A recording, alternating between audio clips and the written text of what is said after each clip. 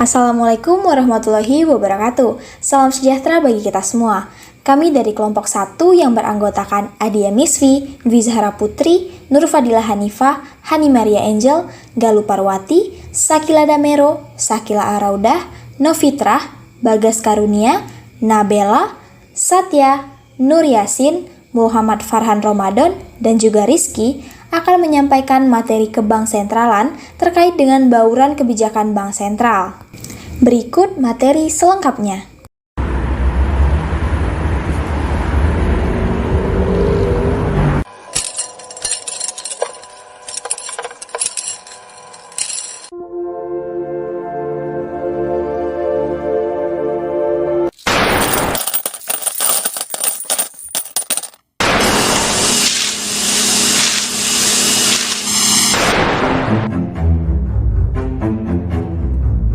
Bank sentral memiliki peran sentral dalam mengatur kebijakan moneter suatu negara. Sebagai lembaga otoritas keuangan, Bank sentral bertanggung jawab untuk menjaga stabilitas ekonomi dan keuangan serta mendorong pertumbuhan ekonomi yang sehat. Dalam menjalankan fungsinya, Bank sentral menerapkan berbagai instrumen kebijakan yang dikenal sebagai bauran kebijakan. Bauran kebijakan ini menjadi kompas utama bagi Bank Sentral dalam mengarahkan perekonomian dan menjaga stabilitas di tengah dinamika global yang kompleks. Pemahaman yang komprehensif mengenai bauran kebijakan Bank Sentral menjadi esensial bagi berbagai pihak, mulai dari para pemangku kebijakan, pelaku pasar, hingga masyarakat luas.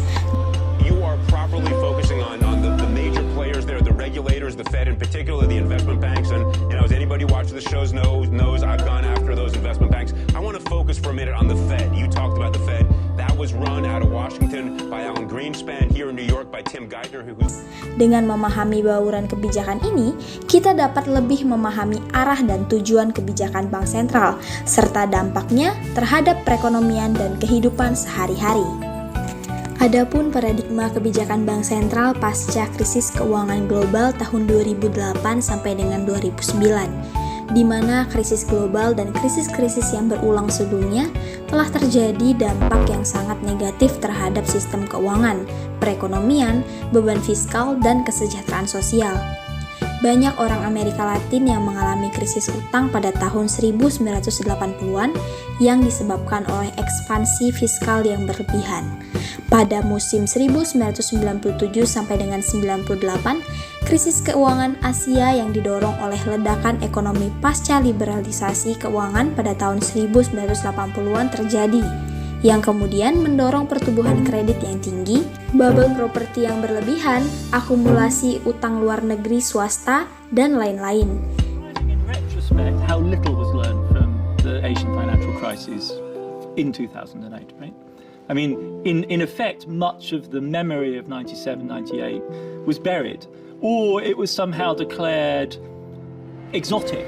Kita juga terkena dampak krisis keuangan global yang dipicunya oleh krisis di Amerika pada tahun 2007 sampai dengan 2008 yang dikarenakan oleh boomingnya sektor perumahan yang dibiayai oleh kredit perbankan dan sekuritasi kedua kredit hipotek kelas sekuritas subprime mortgage yang akhirnya terhenti secara massal. 2008, you had something close to a bubble in home real estate. 50 million people had mortgages roughly at that time out of 75 million homeowners. When that bubble burst, it hit home to probably 40% of the households in the country. These people had mortgages on their houses. And fear spread in the month of September 2008 at a rate Ditemukan bahwa akar dari krisis ini adalah akumulasi utang yang berlebihan, baik pihak-pihak yang terlibat yaitu pemerintah maupun swasta, telah terbukti dalam sejarah panjang krisis dalam peradaban manusia. Dalam permasalahan ini perlu dibangun mekanisme koordinasi antara kebijakan untuk mencapai tujuan pembangunan ekonomi, seperti kebijakan reformasi struktural pada kolektor real sangat diperlukan. Kebijakan fiskal dan moneter perlu dikoordinasikan mencapai stabilitas makroekonomi untuk mendukung pertumbuhan ekonomi yang tinggi dengan memperkuat kesehatan masing-masing lembaga keuangan, regulasi dan pengawasan terhadap masing-masing lembaga keuangan. Perlu dikoordinasikan dengan kebijakan moneter dan resolusi lembaga keuangan. Begitu pula dengan tata kelola masing-masing lembaga yang perlu diperkuat, baik dari segi proses perumusan kebijakan maupun akuntabilitas dan transparansi kebijakan. Krisis global telah menjadikan kita menyadari keterkaitan berbagai kebijakan tersebut. Lebih dari itu, krisis global menekankan pentingnya menempatkan sistem keuangan yang tidak hanya dalam kesehatan individu lembaga keuangan, namun juga fungsinya yang sangat vital dalam proses tersebut mengedarkan uang dan membiayai perekonomian. Selanjutnya, ketidakseimbangan makro keuangan yang tercermin dalam finansial prosiklisitas dan resiko sistemik tidak dapat diatasi melalui kebijakan suku bunga atau regulasi makroprudensial dan pengawasan. Kebijakan moneter secara umum belum sepenuhnya diterapkan melalui akumulasi resiko sistemik dari gelembung harga aset atau leverage dan mengasumsikan bahwa regulasi makroprudensial dan pengawasan dapat mengatasi akumulasi risiko ini. Namun pada kenyataannya kondisi ini tidak terjadi yang diungkapkan oleh IMF pada tahun 2010. Kebijakan keuangan dapat bersandar melawan angin untuk memitigasi gelembung harga aset, misalnya dengan menaikkan suku bunga apabila terjadi kenaikan harga properti yang tinggi. Terakhir, ketidakstabilan aliran modal asing semakin tinggi sejak krisis global. Pada periode 2009 sampai 2013, arus masuk modal asing sangat besar. Hal ini didorong oleh tingginya likuiditas global akibat stimulus moneter besar-besaran dan mendekati nol suku bunga di negara maju yang mencari imbal hasil lebih tinggi. Namun pada bulan Mei 2013 terjadi perubahan perilaku arus modal asing yang volatilitasnya sangat tinggi dan rentan terhadap perubahan persepsi investor yang seringkali bereaksi terhadap perubahan dalam informasi dan berita terkini. Meskipun manfaatnya bagi perekonomian telah diakui secara luas, modal asing yang besar, jika tidak dikelola dengan baik, akan rentan terhadap pengaruh makro. Dengan adanya kebijakan suku bunga untuk mencapai target inflasi, kebijakan formal dan reguler proses perumusan, publikasi perakiraan inflasi, dan lain-lain, komunikasi untuk memperkuat ekspektasi inflasi, yang dimana hal ini merupakan sebuah kerangka kerja dengan analisis makroekonomi dan perkiraan seperti ini dapat dengan mudah dilakukan, diperluas untuk mencakup hubungan makro keuangan, terutama melalui sistem keuangan dan aliran modal asing. Sebagai dasar penyusunannya, perpaduan kebijakan moneter, kebijakan makroprudensial, dan manajemen aliran modal asing mempunyai mandat ganda, yaitu mencapai stabilitas harga dan mendukung stabilitas sistem keuangan. Karena begitu luas dan besarnya dampak negatif dari krisis, stabilitas sistem keuangan atau SSK jelas memerlukan langkah dan tanggung jawab bersama. Tidak dapat dan tidak boleh satu lembaga secara sendiri yang diberi tanggung jawab atas keseluruhan mandat menjaga SSK. Ada keharusan dan sekarang menjadi praktik yang dijumpai di berbagai negara untuk membentuk suatu mekanisme atau kelembagaan koordinasi kebijakan antar lembaga dalam menjaga stabilitas sistem keuangan secara keseluruhan pada tingkat nasional. Bank sentral bertanggung jawab dalam pengaturan dan pengawasan makroprudensial untuk memitigasi risiko ketidakseimbangan makrofinansial dan risiko sistematik dari sistem keuangan. Di samping tugas kebijakan moneter, sistem pembayaran, dan sebagai lender of last resort, lembaga asuransi deposito berperan penting dalam mengatasi risiko pewabahan informasi dari bank runs untuk perlindungan deposan. Di samping perlu terlibat dalam tindakan dini dan resolusi terhadap penanganan bank bermasalah, bahwa bank-bank sentral harus terlibat langsung dalam perumusan dan pelaksanaan kebijakan stabilitas sistem keuangan jika kebijakan dimaksud akan efektif. Setidaknya terdapat 3 alasan yang melandasinya, yaitu 1. Kerangka kerja dan pelaksanaan tugas kebijakan moneter menempatkan bank sentral pada fokus analisis dan proyeksi makroekonomi serta pemahaman yang baik atas pasar, lembaga, dan infrastruktur keuangan, suatu kapabilitas yang sangat penting untuk tugas kebijakan makroprudensial. Kedua, bank-bank sentral telah terbiasa melakukan asesmen terhadap keterkaitan sistem keuangan dan perekonomian, aspek makrofinansial yang menjadi fokus kebijakan makroprudensial.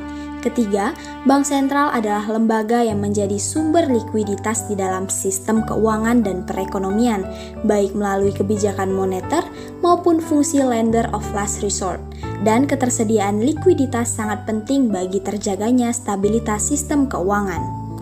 Maka dapat disimpulkan bahwa bank sentral perlu mempunyai mandat ganda, yaitu mandat pertama sebagai stabilitas harga dan nilai tukar melalui kebijakan moneter termasuk manajemen aliran modal asing, makroprudensial, dan sistem pembayaran yang telah kita ketahui bersama. Mandat kedua yaitu mendukung SSK atau stabilitas sistem keuangan, terutama dilakukan melalui pengaturan dan pengawasan makroprudensial sebagaimana diuraikan dalam aspek kedua dari SSK di atas. Selain itu, Bank Sentral juga mendukung SSK melalui pelaksanaan kebijakan moneter, sistem pembayaran, dan manajemen aliran modal. Sasaran dan instrumen bauran kebijakan. Sasaran akhir kebijakan moneter adalah stabilitas harga atau inflasi dengan stabilitas nilai tukar yang dilakukan secara konsisten. Dengan pencapaian stabilitas harga tersebut dan mendukung stabilitas makroekonomi secara keseluruhan, termasuk dalam pengelolaan defisit transaksi berjalan dan aliran modal asing. Instrumen utama yang digunakan adalah suku bunga dengan didukung oleh instrumen kebijakan nilai tukar, MAM, giro wajib minimum, dan sejumlah pengaturan prudensial lainnya. Meskipun diarahkan pada sasaran akhir stabilitas harga, perumusan kebijakan moneter senantiasa mempertimbangkan kondisi makroekonomi dan sistem keuangan secara keseluruhan, khususnya pertumbuhan ekonomi, neraca pembayaran, dan efektivitas transmisi kebijakan moneter. Berikut tantangan dari domestik dan eksternal perlu diperhatikan untuk kesuksesan implementasi ITF atau fleksibel yang diperluas dengan dimensi SSK dan kebijakan makroprudensial. 1. Ekonomi Indonesia terbentang luas dalam kepulauan dan masih bergantung pada komoditas, dan karenanya sering menghadapi gejolak inflasi dari volatilitas harga pangan dan ketidakseimbangan neraca pembayaran. 2. Sistem keuangan masih didominasi oleh perbankan dengan pasar keuangan yang belum maju, dan karenanya siklus ekonomi cenderung disertai dengan akselerasi siklus keuangan di perbankan. 3. Ekonomi Indonesia relatif kecil dengan sistem neraca modal yang sangat terbuka, dan karenanya MAM sangat penting agar modal asing bermanfaat bagi perekonomian dan tidak menimbulkan ketidakstabilan ekonomi. Asesmen terhadap interkoneksi di pasar uang antar bank dan sistem pembayaran juga dilakukan. Analisis risiko kredit dilakukan dengan sejumlah metode seperti profitability of default dan transition matrix kualitas aktivitas bank. Stress test terhadap sistem perbankan dilakukan untuk menganalisis daya tahannya terhadap gejolak makroekonomi melalui pendekatan integrated dan atau balance berdasar hasil survei risiko yang dilakukan. Asesmen risiko juga dilakukan terhadap sektor korporasi dan rumah tangga atas kinerja keuangannya dan bagaimana dampaknya terhadap kinerja sistem perbankan.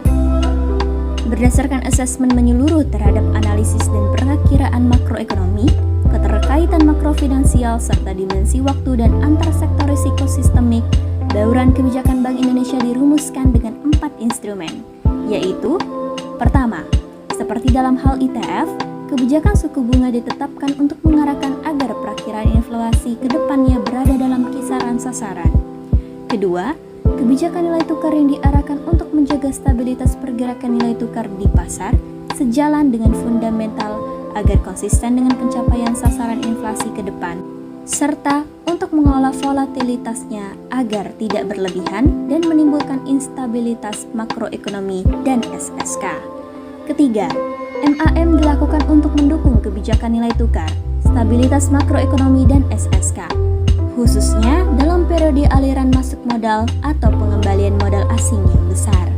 Keempat, kebijakan makroprudensial diarahkan untuk mendukung SSK dan efektivitas transmisi kebijakan moneter. Kebijakan suku bunga dan nilai tukar. Sesuai kebijakan moneter berdasar ITF, Keputusan atas kebijakan suku bunga diarahkan agar perakiraan inflasi ke depan berada dalam sasaran inflasi yang ditetapkan. Secara khusus, penargetan nilai tukar dapat ditempuh untuk mitigasi dampak yang tidak diinginkan dari aliran modal asing terhadap pencapaian target inflasi, baik secara langsung melalui exchange rate pass-through maupun secara tidak langsung melalui permintaan domestik. Bank Indonesia telah mengadopsi pendekatan yang lebih superior daripada standar ITF sejak 2010. Pendekatan ini terbukti efektif dalam 3 episode sejak krisis global, di mana Indonesia mendapat manfaat dari harga komoditas yang tinggi dan aliran masuk modal asing yang besar.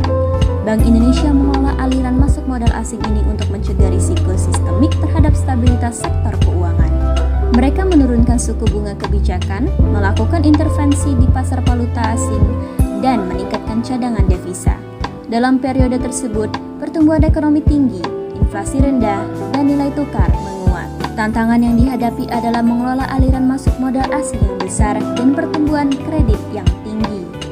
Dalam periode kedua, Bank Indonesia menghadapi aliran modal asing keluar yang signifikan setelah pengumuman Fed taper tantrum yang berlangsung selama bulan Mei hingga Agustus 2013. Hal ini menyebabkan risiko terhadap stabilitas moneter dan sektor keuangan meningkat. Defisit transaksi berjalan membengkak, inflasi naik, dan pertumbuhan kredit perbankan tetap tinggi. Bank Indonesia mengambil langkah-langkah seperti intervensi di pasar valuta asing dan peningkatan cadangan devisa untuk mengatasi dampaknya. Tantangan lainnya adalah peningkatan harga BBM dan penghapusan subsidi yang mempengaruhi inflasi. Bank Indonesia merespons secara cepat untuk menstabilkan situasi, menaikkan suku bunga dan meningkatkan makroprudensial. Bank Indonesia juga melakukan intervensi atau jual valuta asing dalam jumlah besar untuk mengatasi pembalikan modal dan menstabilkan nilai tukar setelah Fed taper tantrum, sebelum kemudian kembali stabil sejak September 2013. Respon kebijakan moneter yang tegas dan tepat waktu membuahkan hasil dan memperkuat kredibilitas. Manajemen aliran modal asing. Manajemen aliran modal asing atau MAM di Indonesia ditunjukkan untuk mengkomplementasi, bukan menggantikan kebijakan makroekonomi yang sehat.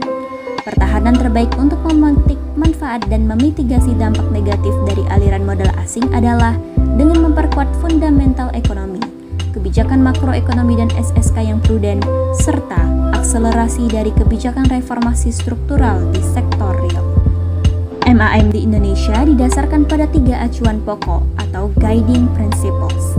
Pertama, tujuannya adalah untuk memitigasi dampak negatif dari aliran modal asing terhadap ketidakstabilan nilai tukar, moneter dan sistem keuangan, serta makroekonomi secara keseluruhan. Kedua, MAM diterapkan secara selektif pada jenis aliran modal asing tertentu, yaitu jangka pendek dan cenderung spekulatif. Sementara aliran modal asing yang jangka panjang dan produktif terus mendorong bagi pembiayaan ekonomi di Indonesia. Ketiga, instrumen dan pengaturan MAM tetap konsisten dengan prinsip umum menjaga rezim aliran modal asing yang terbuka atau Open Capital Account Regime. Sejauh mungkin pengaturannya tidak membedakan antara residen dan non-residen. Berikut ini sejumlah pengaturan MAM yang ditempuh dalam periode aliran modal asing yang besar sejak krisis global hingga Fed taper tantrum. Bank Indonesia memperlakukan pada tahun 2010 pengaturan MAM dalam bentuk 6-month holding period untuk transaksi pada sertifikat Bank Indonesia atau SBI dan batasan maksimum pinjaman luar negeri jangka pendek bank sebesar 30% dari modal. Dalam periode berikutnya, dengan aliran modal asing yang lebih rendah dan bahkan keluar setelah tantrum tahun 2013, pengaturan MAM tersebut diperlonggar, yaitu menjadi 1-month holding period untuk SBI. Sementara, sejumlah transaksi diperkecualikan dari perhitungan batasan pinjaman luar negeri jangka pendek bank. Pengaturan MAM tersebut dapat membantu dalam mengelola aliran modal asing jangka pendek dan cenderung spekulatif, dan karenanya konsisten dengan mendukung tujuan mencapai stabilitas harga, nilai tukar, dan SSK.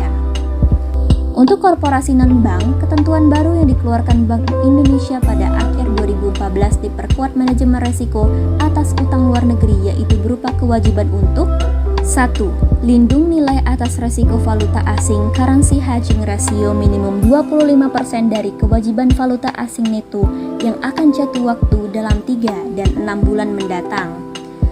Kedua, tersedianya likuiditas liquidity ratio minimum 50% setelah memperhitungkan aset valuta asing dalam rasio lindung nilai minimum 50% dari kewajiban valuta asing neto yang akan jatuh tempo dalam 3 dan 6 bulan mendatang.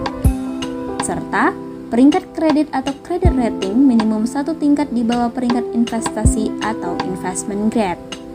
Hasil pemantauan terhadap lebih dari 2.000 perusahaan yang menyimpan laporan keuangannya kepada Bank Indonesia menunjukkan lebih dari 88% memenuhi ketentuan tersebut. Selain itu, ketentuan tersebut juga mendorong korporasi untuk melakukan lindung nilai atas resiko valuta asing dari utang luar negerinya seperti terlihat dari meningkatnya transaksi swap dan forward dari pasar valuta asing. Kebijakan makroprudensial. Penerapan kebijakan makroprudensial di Indonesia diperlukan dan mampu memperkuat efektivitas kebijakan moneter untuk mencapai stabilitas harga dan nilai tukar dan SSK.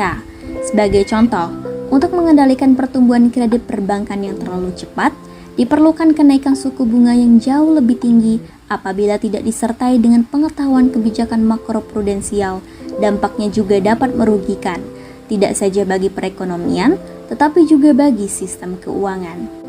Di Bank Indonesia, selain memperluas analisis dan perakiraan makroekonomi dengan memasukkan keterkaitan makrofinansial dalam perumusan bauran kebijakan, sejumlah pendekatan dan model dikembangkan untuk melakukan asesmen pertumbuhan kredit perbankan yang optimal.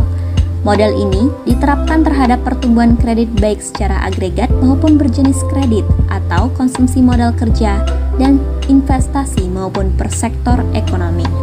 Pendekatan yang dilakukan pada waktu Bank Indonesia menerapkan ketentuan loan to value atau LTV ratio terhadap kredit pada sektor otomotif dan sektor properti rata sekitar 70% pada Juni 2012. Inflasi terkendali pada waktu itu, resiko terhadap SSK meningkat dan pertumbuhan kredit yang tinggi dan aliran masuk modal asingnya deras. Untuk mengendalikan aliran masuk modal asing, Bank Indonesia intervensi membeli valuta asing, menaikkan giro wajib minimum, dan sejumlah ketentuan MAM. Ketentuan makroprudensial melalui LTV ratio memperkuat bauran kebijakan Bank Indonesia. Untuk memperkuat kebijakan dalam menjaga stabilitas makroekonomi dan SSK setelah Fed taper tantrum, ketentuan LTV ratio diperketat pada Agustus 2013 untuk pembelian properti yang kedua, ketiga, dan seterusnya untuk tipe-tipe rumah dan apartemen tertentu. Sebagai bagian dari kebijakan makroprudensial, Bank Indonesia juga sudah menerapkan ketentuan Counter Cyclical Capital Buffer atau CCB sejak akhir 2015. Sesuai dengan semangat pelanggaran dari bauran kebijakan yang ditempuh, maka CCB tersebut ditetapkan sebesar 0% dan akan ditinjau setiap 6 bulan. Penerapan ketentuan CCB oleh Bank Indonesia ini termasuk standar internasional di bidang makroprudensial yang sangat penting. Selanjutnya terkait dengan peranata kelembagaan. Efektivitas bauran kebijakan Bank Sentral memerlukan penguatan peranata kelembagaan baik di Bank Sentral itu sendiri maupun dengan pemerintah dan otoritas terkait. Kerangka analisis dan perakiraan yang terintegrasi ini menjadi dasar bagi perumusan bauran kebijakan suku bunga, nilai tukar giro, wajib minimum, dan makroprudensial atau LTV ratio. Analisis dan riset yang lebih banyak perlu dilakukan untuk memperkuat pemahaman mengenai keterkaitan makrofinansial, prosiklisitas, dan risiko sistematik. Penguatan data dan statistik juga dilakukan termasuk pengembangan indikator SSK, sistem deteksi dini, serta statistik neraca keuangan antar sektor di tingkat nasional dan daerah, di mana proses pengambilan keputusan juga diperkuat. Peranata kelembagaan Bank Sentral merupakan pondasi penting bagi efektivitas dan independensi Bank Sentral dalam menjalankan tugas dan wewenangnya. Struktur organisasi, tata kelola, serta hubungan dengan pemerintah dan lembaga keuangan lainnya menjadi elemen kunci dalam menunjang kinerja Bank Sentral. Pemahaman yang mendalam mengenai aspek kelembagaan ini akan membantu menganalisis dan mengoptimalkan bauran kebijakan Bank Sentral dalam mencapai tujuan-tujuan makroekonomi. Bauran kebijakan bank sentral dijalankan melalui peranata kelembagaan yang kokoh dan terstruktur. Peranata kelembagaan ini terdiri dari berbagai elemen, antara lain yang pertama yaitu Dewan Moneter, merupakan bagian tertinggi bank sentral yang bertugas menetapkan arah dan kebijakan moneter. Dewan Moneter dipimpin oleh Gubernur Bank Sentral dan beranggotakan para deputi gubernur. Kedua, Komite Stabilitas Sistem Keuangan atau KSSK merupakan forum koordinasi antar lembaga terkait stabilitas sistem keuangan termasuk bank sentral, otoritas jasa keuangan, dan lembaga penjamin simpanan. KSSK bertugas merumuskan dan melaksanakan strategi stabilitas sistem keuangan. Ketiga, ada Departemen atau Biro Bank Sentral. Masing-masing departemen atau biro memiliki tugas dan fungsi spesifik dalam mendukung pelaksanaan bauran kebijakan bank sentral. Contohnya, Departemen Moneter bertugas merumuskan kebijakan moneter, Departemen Pengawasan Bank bertugas mengawasi bank-bank, dan Departemen Sistem Pembayaran bertugas menjaga kelancaran dan keamanan sistem pembayaran. Dan yang keempat, Kantor Perwakilan Bank Sentral. Tersebar di berbagai daerah di seluruh wilayah negara, Kantor Perwakilan Bank Sentral bertugas untuk menjalankan kebijakan bank sentral di daerah serta melakukan riset dan analisis ekonomi regional. Peranata kelembagaan yang kuat dan efektif menjadi landasan penting bagi bank sentral dalam menjalankan bauran kebijakannya secara konsisten dan akuntabel. Dalam mencapai tujuan stabilitas makroekonomi, bank sentral tentu membutuhkan kerangka kerja yang dirancang khusus untuk membantu bank sentral agar dapat mencapai tujuan tersebut, di mana kerangka kerja ini meliputi 1. Stabilitas harga, di mana hal ini menjaga tingkat inflasi pada level yang rendah dan stabil. Inflasi yang terkendali mendorong terciptanya iklim ekonomi yang kondusif bagi investasi dan pertumbuhan ekonomi. Kedua, pertumbuhan ekonomi. Mendukung pertumbuhan ekonomi yang berkelanjutan dan stabil adalah salah satu kerangka kerja yang dibutuhkan oleh bank sentral dalam mencapai tujuan stabilitas makroekonomi, di mana BKM yang tepat dapat membantu menciptakan lapangan kerja dan meningkatkan kesejahteraan masyarakat. Yang ketiga, stabilitas sistem keuangan. Menjaga stabilitas sistem keuangan dan mencegah terjadinya krisis keuangan merupakan salah satu kerangka kerja yang diperlukan. Sistem keuangan yang stabil akan mendorong intermediasi keuangan yang efisien dan mendukung pertumbuhan ekonomi. Selain itu, tentu saja bank sentral di seluruh dunia menggunakan berbagai jenis kerangka kerja BKM. Antara lain yang pertama adalah monetary targeting, menargetkan tingkat pertumbuhan uang beredar. Kerangka kerja ini didasarkan pada asumsi bahwa terdapat hubungan stabil antara uang beredar dan inflasi. Kelemahannya, sulit untuk memprediksi dampak kebijakan moneter terhadap pertumbuhan uang beredar. Yang kedua, inflation targeting, di mana hal ini menargetkan tingkat inflasi. Kerangka kerja ini lebih fokus pada pengendalian inflasi dan lebih mudah dikomunikasikan kepada publik. Kelemahannya membutuhkan waktu untuk mencapai target inflasi. Yang ketiga, flexible inflation targeting, di mana hal ini menargetkan inflasi dengan fleksibilitas untuk mempertimbangkan faktor lain seperti pertumbuhan ekonomi dan stabilitas sistem keuangan. Kerangka kerja ini lebih adaptif terhadap perubahan kondisi ekonomi, di mana kelemahannya yaitu lebih kompleks dan membutuhkan koordinasi yang baik antar berbagai pemangku kepentingan. BI menggunakan berbagai instrumen untuk mencapai tujuan BKM, antara lain 1. Operasi pasar terbuka atau OPT, yaitu penjualan dan pembelian surat berharga negara SBN di pasar sekunder. OPT bertujuan untuk mengendalikan jumlah uang beredar di masyarakat. Penjualan SBN menarik uang dari peredaran, sedangkan pembelian SBN menyuntikkan uang ke peredaran. Kedua, kebijakan suku bunga, yaitu penetapan BI rate dan suku bunga lainnya. BI rate merupakan suku bunga acuan yang mempengaruhi suku bunga di pasar uang dan pasar modal. Suku bunga yang tinggi dapat menekan permintaan agregat dan inflasi, sedangkan suku bunga yang rendah dapat mendorong pertumbuhan ekonomi. Dan terakhir adalah kebijakan makroprudensial, yaitu kebijakan untuk menjaga stabilitas sistem keuangan. Contohnya, rasio kewajiban penyediaan dana terhadap aset produktif atau loan to value ratio atau disingkat dengan LTV, batas minimum GWM atau giro wajib minimum, dan Net Open Position atau NOP.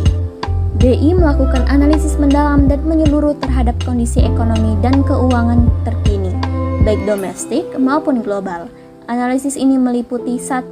Analisis inflasi dengan mempertimbangkan berbagai faktor pendorong dan penekanan inflasi seperti harga energi, bahan pangan, dan ekspektasi inflasi masyarakat.